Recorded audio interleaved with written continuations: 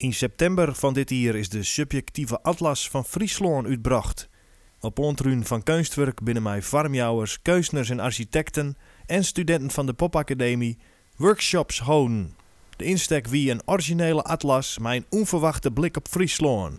Jan-Pier Brands is ook verboen aan de atlas en hij ging op bezoek bij de bopperste bewoners van de heegste flats van Friesland. Zo de jaren eind jaren 60, begin jaren 70 in Friesland, dat is eigenlijk, dat weer toen nog vooral een agrarische provincie. En dan in één keer in 69, dan stier dit er in één keer. Hoogmoed, misschien, of ambitie, kan je het nemen. Ja. Weet je wel, drachten hier dan, die wonen gewoon vooruit. En die wonen denk ik een statement meidje. Philips hier en wist wel gewoon echt een ouskier van de jaren 40, jaren 50 en gewoon hup de toekomst in.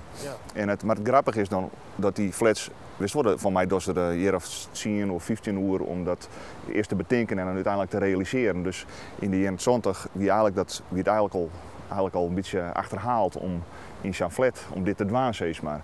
Wist wel, de Bijlmer die wie er al een skofje en daar wie nekkel koestekkeltje van ja, dit is net eigenlijk meestal wel toch wat oors. En dat vind ik heel mooi. Van iemand die bouwt het, mijn idee van nou, samen mat het. En dan eigenlijk is het dan al te let. En meestal die door dan toch weer wat iets eigens maaien.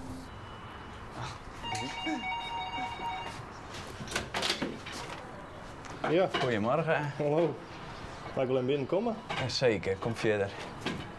Ja, ik woon het huis, ik woon naar Wenning, of ik woon op mezelf. En eerst wat ziekje op internet naar Wenningen. En zag ik, deze flat had ik bezoeken en uiteindelijk had ik hier een bad op dienen. Als het nou de keuze hiest, een flat of onbegane grond, wat zou je dan verkiezen?